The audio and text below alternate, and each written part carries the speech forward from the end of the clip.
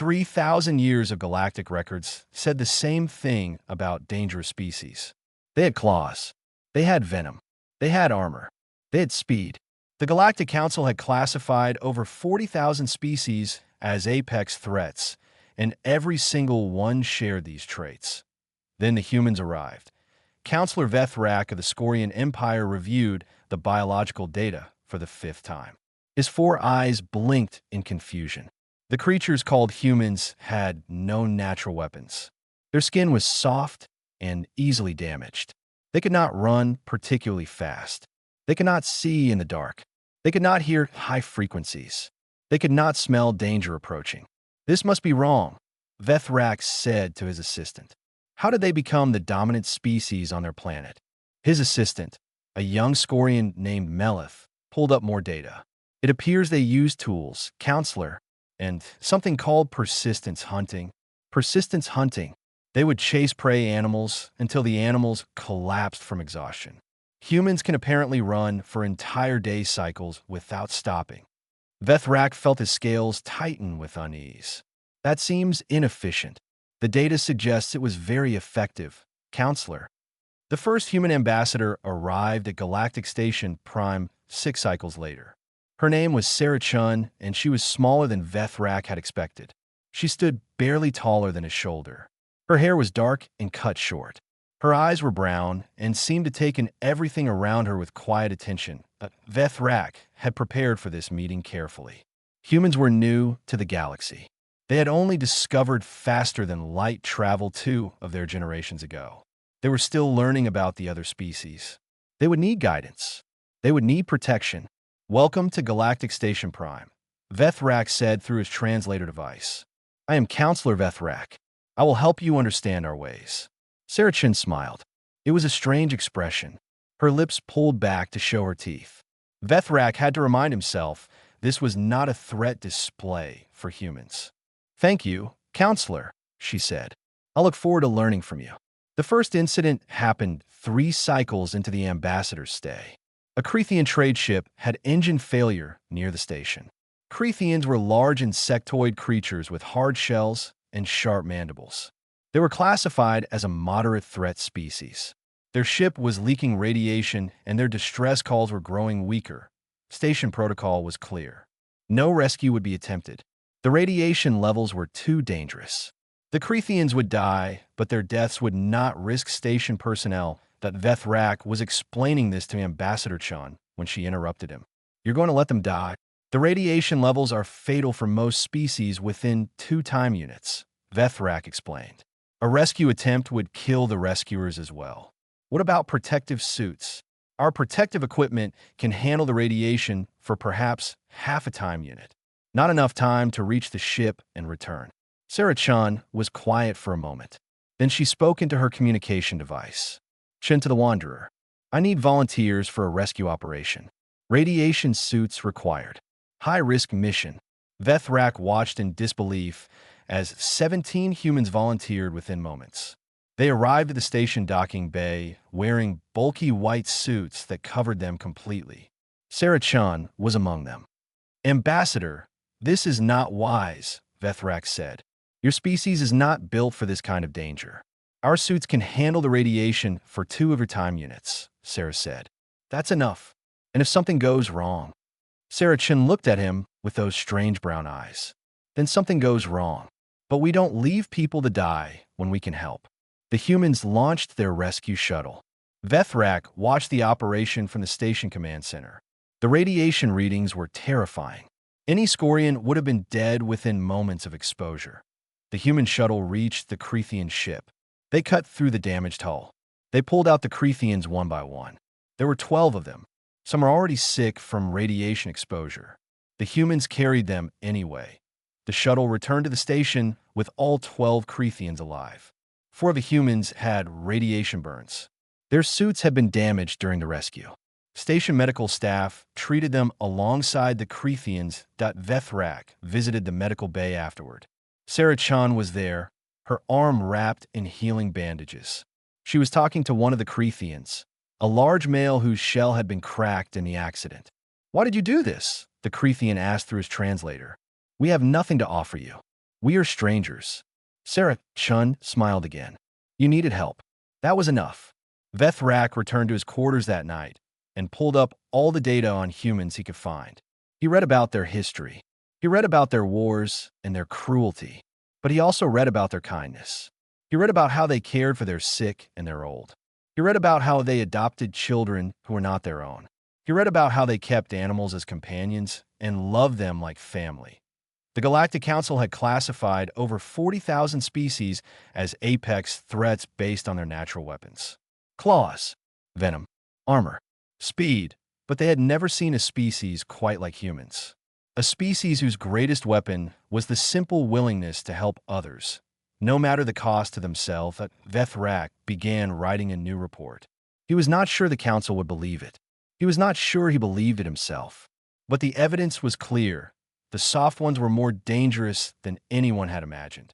Not because they could kill, but because they made others want to follow them. And that, Vethrak realized, was the most powerful weapon in the galaxy. The news of the Crethean rescue spread through the station like fire through dry grass. Within 2 cycles, every species on Galactic Station Prime had heard the story. The soft creatures from the Death World had walked into radiation that would have killed anyone else. They had saved strangers. They had asked for nothing in return. The Vethrak noticed the changes immediately. Other species began watching the humans with new eyes. Some watched with curiosity. Some watched with fear. A few watched with something that looked almost like hope. The Mellori were among the hopeful ones. They were a small species, barely reaching the waist of most other beings on the station. Their fur was blue and their eyes were large and dark. They had been servants and workers for thousands of years. No one took them seriously. No one protected them. Their representative, a female named Tivi, approached Ambassador Chun in the station market 3 cycles after the rescue. Ambassador, Tivi said, her voice barely louder than a whisper. May I speak with you? Sarah Chun crouched down, so she was at eye level with the small creature. Of course. What can I do for you? Tivi glanced around nervously. Several Vorn traders were watching from a nearby stall. The Vorn were large and aggressive. They had a reputation for treating smaller species badly. Not here, Tivi said. Please, somewhere private. Sarah Chin nodded and led the Mellori to the human embassy quarters. Vethrak followed at a distance. He told himself it was his duty to monitor the new species. But truthfully, he was curious. Inside the embassy, Tivi finally relaxed enough to speak. My people need help, Ambassador. The Vorn have been taking us. They use us as workers on their mining ships. We're not paid. We're not allowed to leave. When we're too sick or too old to work, they throw us into space. Sarah Chin's expression changed. Her jaw tightened. Her eyes grew hard. Vethrak had never seen this look on a human face before. It made him want to step back. How long has this been happening? Sarah asked. For over 100 cycles. We have complained to the Galactic Council many times. They say it is an internal matter between the Vorn and the Mellori. They will not interfere. How many of your people are being held right now? We believe over 2,000 on 17 different ships. Sarah Chun was quiet for a long moment. When she spoke again, her voice was calm but cold. Thank you for telling me, Tivi. I need to make some calls. Vethrak expected the human to file a formal complaint. Perhaps write a strongly worded letter. That was how diplomacy worked in the galaxy. Words and documents and endless negotiations that changed nothing. Instead, Sarah Chun contacted Earth. The human response arrived 4 cycles later. It was not a letter. It was not a diplomatic message. It was a Fleet Point 12 human warships dropped out of faster-than-light travel near the station. They were not large by galactic standards. They were not impressive-looking. They were gray and angular and functional. But when Vethrak saw them, he felt fear for the first time in many years. The Vorn felt it too. Their trade representative, a massive male named Grovik, stormed into the council chambers demanding explanations. These humans have no right to bring warships here, Grovik bellowed. This is a violation of galactic law. Counselor Vethrak checked the regulations. Actually, any species may bring defensive vessels to protect their diplomatic personnel. The humans are within their rights. Defensive vessels? Those are attack ships. The humans classify them as defensive vessels. Unless you wish to test their classification, I suggest you accept their presence. Ambassador Chen requested a meeting with Grovik that evening. Vethrak attended as a neutral observer. He wanted to see how humans handled confrontation. Sarah Chun did not threaten. She did not raise her voice. She simply laid out the facts. We know you have over 2,000 Melori workers on your ships. We know they are not free to leave. We know you do not pay them. We know what happens to them when they can no longer work. Grovik crossed his thick arms. This is none of your concern. The Melori are weak. They have always served the strong. This is the natural order. The natural order, Sarachin repeated. Let me tell you about the natural order on my world. There was a time when some humans thought they could own other humans. They thought the strong had the right to use the weak. Do you know what happened to them? What? We fought a war. The people who believed in owning others lost. We tore down their systems. We rewrote our laws.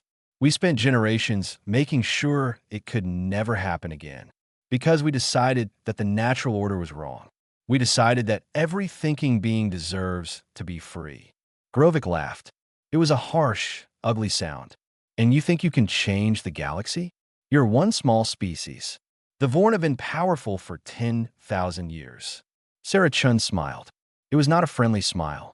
We don't need to change the galaxy. We just need to change you. You have 3 cycles to release all Melori workers from your ships. If you do not, we will board your vessels and release them ourselves. That would be an act of war. Yes, Sarachin said. It would. The Vorn released the Melori 2 cycles later. Over 2,000 workers were returned to their families. They arrived at the station thin and sick and scarred. But they were freed. Vethrak watched the reunions from the observation deck. Families who had been separated for years held each other and wept. Children met parents they had never known. The sounds of joy filled the docking bay. Sarachin stood nearby, watching quietly. Vethrak approached her. You risked war for people you had never met, he said. People who could offer you nothing. Freedom is not something you offer, Sarachin replied. It is something everyone deserves. The Vorn will not forget this. They will look for ways to hurt you. Sarah Chun turned to face him. Her eyes were tired but determined. Let them try. We have been fighting for the freedom of others for a very long time. We are very good at it. Vethrak believed her. And for the first time, he wondered if the galaxy might actually change. The creature in holding cell 7 had killed 14 people. It had torn through the research station on Kepler 442b like a living storm. The scientists who survived described it as a nightmare made real. 8 legs, armored body, jaws that could cut through steel, eyes that saw heat and movement and nothing else. The Galactic Council had sent 3 hunting teams to capture it. The first 2 never returned. The third managed to trap the creature in a stasis field and bring it to the station for study. Now it sat in the highest security cell the station had. Force fields, pulse cannons, automated defense systems that could vaporize anything in seconds. Every precaution had been taken, and then someone let it out. The alarm started at the 3rd hour of the night cycle. Vethrak was pulled from sleep by the screaming of emergency sirens. By the time he reached the command center, the creature had already killed 6 station guards. Seal all sections, the station commander ordered. Evacuate everyone to the central hub. We will vent the outer sections to space if we have to. Vethrak watched the tracking screen. The creature was moving fast, heading toward the residential areas, toward the families, toward the children. We cannot vent the outer sections, someone said. There are still 300 people trapped out there. They cannot reach the evacuation points in time. The commander's face was grim. Then they will die. We cannot let that thing reach the central hub. There are 10,000 people here. It was simple math. 300 lives against 10,000. Any counselor would make the same choice. Any reasonable being would understand. The humans did not understand. Ambassador Chen burst into the command center with 12 of her people behind her. They were armed with weapons Vethrak did not recognize. They were wearing armor that looked hastily assembled. We are going after it, Sarachin announced. The commander stared at her. Ambassador, that creature has killed over 20 people. It cannot be stopped with conventional weapons. Your people will die. Maybe. But those 300 people in the outer sections will definitely die if we do nothing. This is not your responsibility. Sarah Chun checked her weapon. We are making it our responsibility. Open the security doors and let us through. The commander looked at Vethrak. Vethrak had no idea what to say. He had never seen anyone volunteer to face certain death for strangers. Open the doors, the commander finally said, and may whatever gods you believe in protect you. Vethrak followed the operation through the security cameras. He watched the humans move through the darkened corridors. They communicated with hand signals and quick whispers. They checked every corner. They covered each other. They moved like they had done this many times before. The creature found them first. IT came through a ventilation shaft, dropping into the middle of the human squad. 3 people were thrown against the walls before anyone could react. But the humans did not run. They did not freeze. They opened fire. Their weapons were loud and bright. They punched holes in the creature's armor. Green blood sprayed across the corridor. The creature screamed, a sound that made Vethrak's scales crawl, but it did not die. It grabbed one of the humans and threw her down the corridor. It turned on the others with its terrible jaws. Sarah Chun stepped forward. She had something in her hands, a device Vethrak did not recognize. She pressed it against the creature's body, and there was a flash of light, so bright the cameras went white. When the image returned, the creature was on the ground. It was still alive, but barely moving. Electrical burns covered its body. Sarah Chun stood over it, breathing hard, blood running down her face from a cut on her forehead. Stasis field, she said into her communicator. Now, the station security team arrived moments later. They secured the creature in a portable stasis unit. The wounded humans were carried to medical. 4 of them were in critical condition. 2 would never walk again. That Vethrak visited the medical bay the next morning. Sarah Chun was sitting beside one of her wounded soldiers. The young man was unconscious, wrapped in healing bandages. His legs had been crushed by the creature. His name is Marcus, Sarah Chun said without looking up. He has a wife and 2 children back on Earth. He volunteered for this mission knowing he might not come back. Why? Vethrak asked. Why do your people do these things? Sarah Chun finally looked at him. Her eyes were red from crying or lack of sleep or both. Because someone has to. Because if good people do nothing, then only bad things happen. Because every life matters, even the lives of strangers we will never meet again. That is not logical. No, it is not logical at all. Sarah Chun smiled sadly. But it is human. The 300 people in the outer section survived. They came to the medical bay to thank the humans. They brought gifts. They brought food. They brought their children to meet the strange, soft creatures who had risked everything to save them. One of the children, a small Mellori girl, approached Marcus's bed. She was holding a flower she had made from colored paper. She placed it carefully on his pillow. Thank you for being brave, she whispered. Marcus could not hear her. He was still unconscious. But Sarah Chun heard. She picked up the little girl and held her close. He would say you are welcome, Sarah Chun said. He would say it was worth it. Vethrak left the medical bay with a heavy heart. He had spent his entire career studying species. He had classified them by their weapons and their defenses and their survival strategies. But he had never seen a species like this. A species that treated the survival of others as more important than their own. A species that measured strength not by how many they could kill, but by how many they could save. The humans called it compassion. The Galactic Council had no word for it. Perhaps, Vethrak thought, it was time to create one. The plague arrived on a refugee ship from the outer colonies. 200 Dashari, fleeing a civil war, packed into a vessel designed for 50. By the time they reached Galactic Station Prime, half of them were already showing symptoms. Fever, bleeding, organ failure. The station medical staff identified the disease within hours. Viloran rot, a death sentence for most species. No cure, no treatment, just a slow, painful end over the course of several cycles. Standard protocol was immediate quarantine followed by isolation.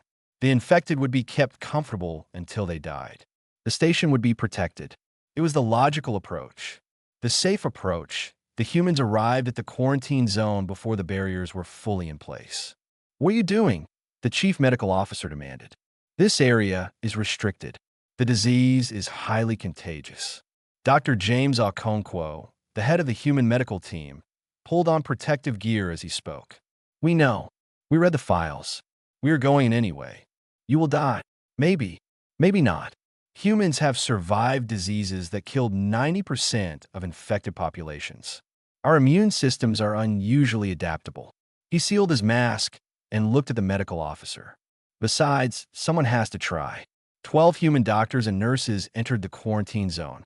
They brought equipment from Earth, medicines that had never been tested on alien species, techniques developed during centuries of fighting their own plagues. Vethrak watched through the observation window. The Tashari refugees were terrified. They had heard stories about humans, Death Worlders, predators from a planet that killed its own children. They cowered when the humans approached, but the humans were gentle. They spoke softly. They explained what they were doing. They held hands and wiped tears and promised to do everything possible. Dr. Okonkwo worked without rest for 3 cycles. He analyzed blood samples. He tested different treatments. He watched patients die and recorded everything so their deaths would not be meaningless. On the 4th cycle, he found something. The disease uses a specific protein to enter cells, he announced to his team. If we can block that protein, we can stop the infection from spreading. Do we have anything that can do that? Maybe. There's a compound we use on Earth for a completely different purpose. It might work. It might also kill the patients faster. There is no way to know without trying. The first volunteer was a young Tashari male named Kervin. He was 18 cycles old. He had been healthy when he boarded the refugee ship. Now he was dying, his blue skin turning gray, his eyes losing their light. I have nothing to lose, Kervin said when Dr. Okonkwo explained the risks. If I die helping others. That is a good death. They gave him the treatment. For 6 hours, nothing happened. Then his fever began to drop.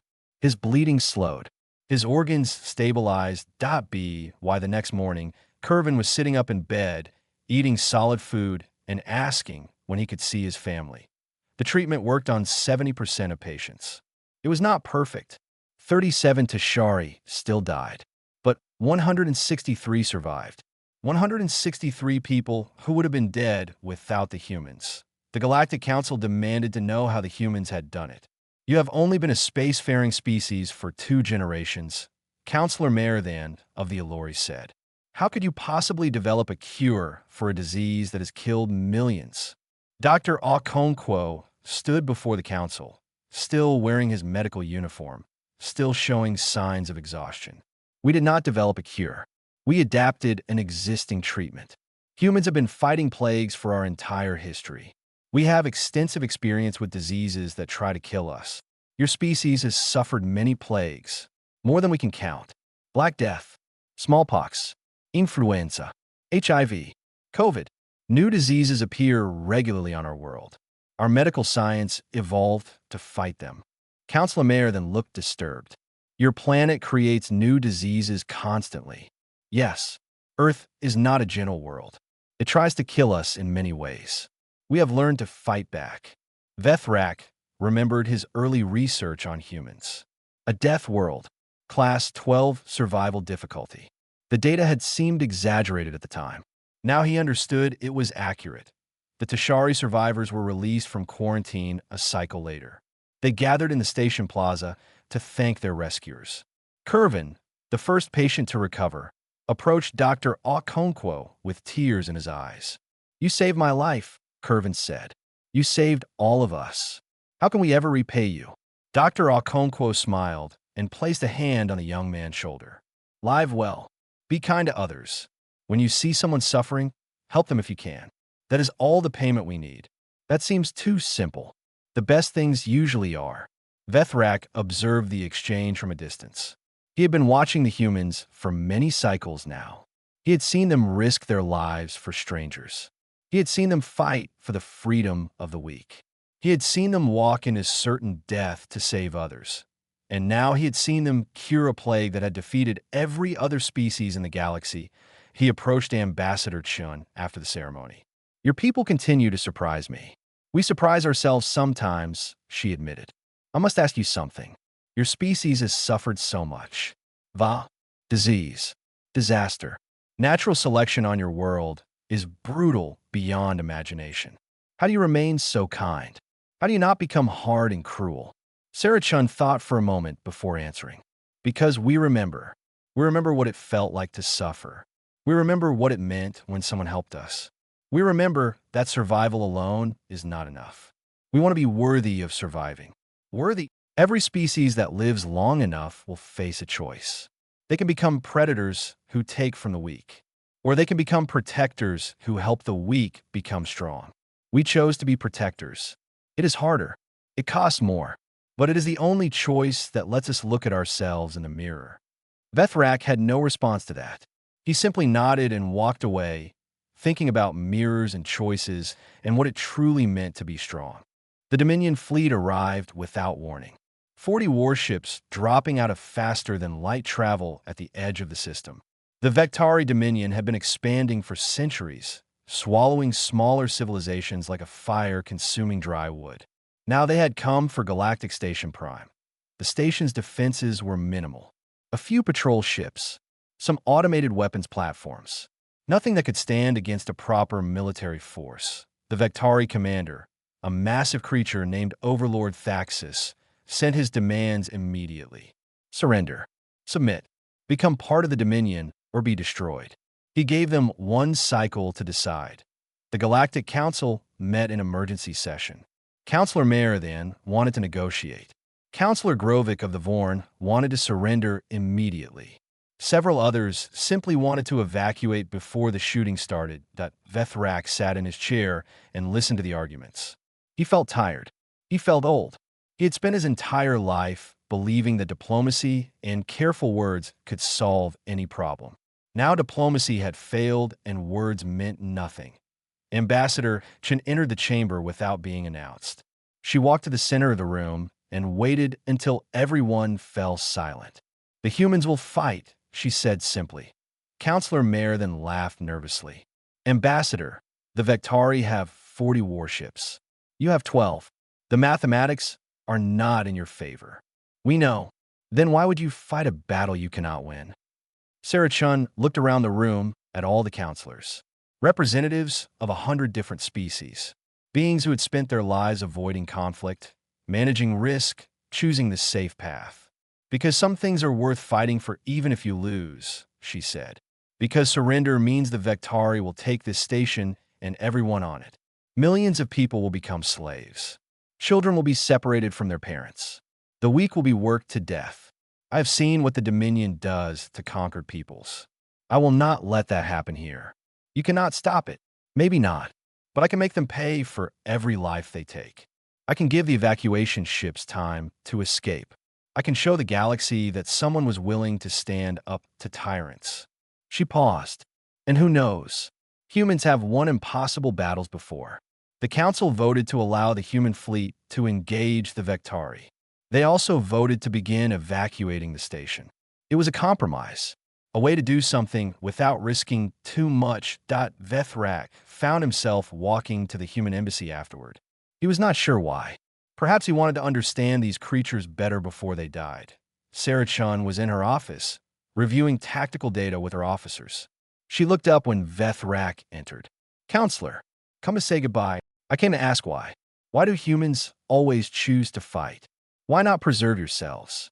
Why not run and survive to fight another day? Sarah Chun leaned back in her chair. Do you know the story of Thermopylae? No. 3,000 years ago, on Earth, a small group of soldiers faced an army of hundreds of thousands. They knew they would die. They fought anyway. They held a narrow pass for 3 days, buying time for their people to prepare defenses. Every single one of them died. But their sacrifice saved their civilization. And you think this will be the same? I think some moments define who you are. You can run. You can hide. You can tell yourself that survival is the only thing that matters. Or you can stand up and say no. No, you will not take these people. No, you will not win without cost. No, you are not as powerful as you think. The battle began 6 hours later. 12 human ships against 40 Vectari warships. The mathematics were exactly as bad as Councillor Mayer then had said. Vethrak watched from the station command center. The human ships moved differently than any vessels he had ever seen. They did not form defensive formations. They did not try to protect themselves. They attacked. They drove straight into the Vectari fleet like wolves among sheep. Their weapons fired constantly. Their shields flickered and failed, and somehow came back online. They took hits that should have destroyed them and kept fighting. The Vectari had not expected this. They had expected surrender or token resistance.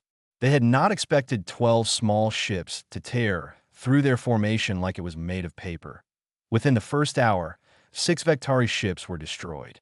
Within the second hour, 3 more. The Dominion fleet began to fall back, trying to regroup, but the humans did not let them regroup. They pursued. They harassed. They turned every attempted formation into chaos. Overlord Thaxis finally spoke directly to the station.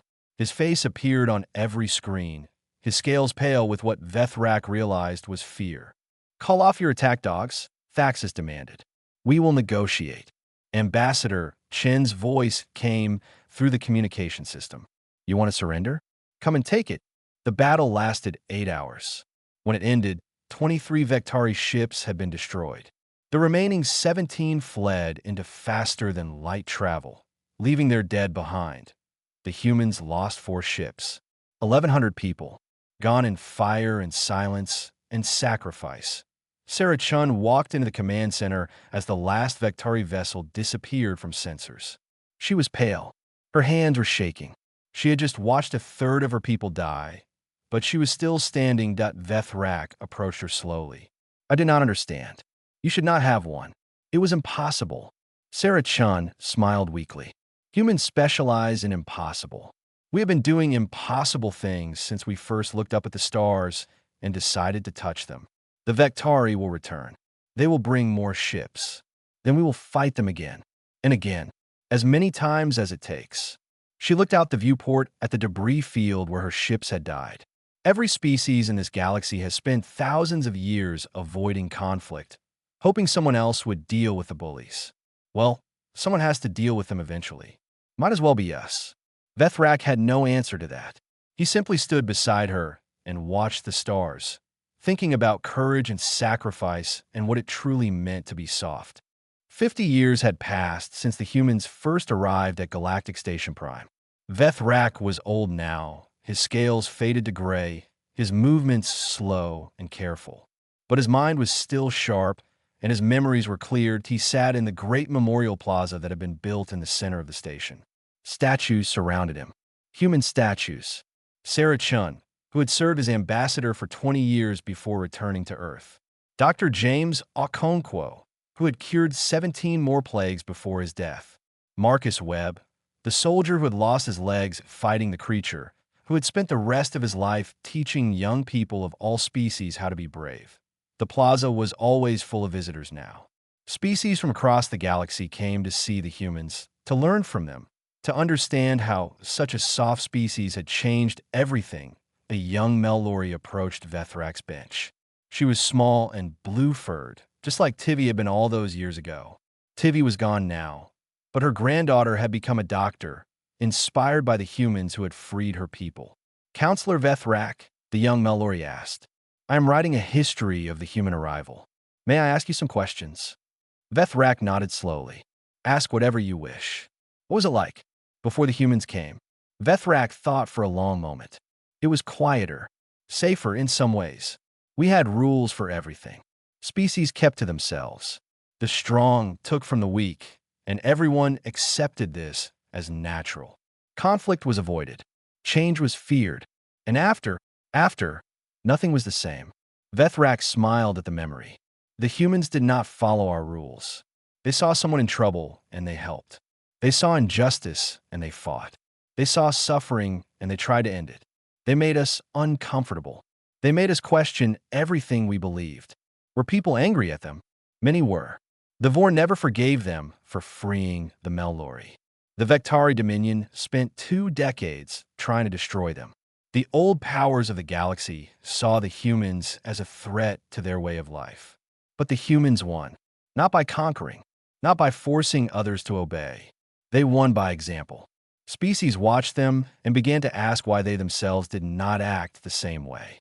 Why do we let the weak suffer? Why do we accept tyranny? Why do we tell ourselves that cruelty was natural? Vethrak shook his head. The humans held up a mirror to the galaxy, and we did not like what we saw. The young Melori was taking notes on her datapad. My grandmother told me stories about Ambassador Chun. She said the ambassador was the bravest person she ever met. Your grandmother was right. But Sarah Chun would have said that any human would have done the same. That is what made them different. Courage was not special among them. It was expected. They believed that every person had a duty to help others, no matter the cost. That seems very difficult. It is. That is why it matters. A group of human children ran through the plaza, laughing and chasing each other. They were born here on the station, part of the first generation to grow up among the stars. They played with Melori children and Tashari children, and even young Scorians like Vethrak had once been. The galaxy had changed. The Galactic Council now had a human rights division that investigated abuses across known space. The Vectari Dominion had collapsed after a slave rebellion inspired by human support. The old rules about the strong taking from the weak had been replaced by new laws protecting all species. Not everything was perfect. There was still conflict, still injustice, still suffering. But now, when problems arose, beings asked what the humans would do. They asked if there was a way to help instead of a way to profit. One more question, the young Melori said. What do you think the humans taught us that was most important? Vethrak watched the children playing. Human and alien, all mixed together, all treating each other as equals, all treating each other as family. They taught us that being soft is not weakness, Vethrak said slowly. The galaxy always believed that survival required hardness, armor, claws, coldness, the willingness to sacrifice others for yourself. But the humans showed us a different way. They survived by helping each other, by caring for each other, by refusing to abandon anyone, no matter how small or weak or different. He paused, remembering Sarah Chen's face the day she had freed the Melori, remembering Dr. Okonkwo's hands as he treated dying strangers, remembering all the humans who had given everything to make the galaxy better. They taught us that the strongest thing in the universe is not a weapon. It is a hand reaching out to help someone in need. It is a voice saying you're not alone. It is a heart that refuses to stop caring, no matter how much it hurts. The young Melori finished writing and looked up. Thank you, counselor. This will help many people understand. Vethrak nodded. Make sure you tell the truth. The humans were not perfect. They made mistakes. They had flaws, but they never stopped trying to be better. They never stopped believing that every life mattered, and that made all the difference. The young Melori left, and Vethrak sat alone with the statues of his old friends. The sun was setting over the station, painting the plaza in shades of gold and red. 50 years ago, he had written a report calling the humans dangerous. He had been right, in a way. They were the most dangerous species the galaxy had ever seen. Not because they could destroy, but because they could inspire. Not because they were hard, but because they were soft. The soft ones had changed everything. And Vethrak was grateful he had lived long enough to see it. He closed his eyes and remembered Sarah Chen's words from long ago. We want to be worthy of surviving. The humans had taught the galaxy what that meant. And the galaxy would never be the same.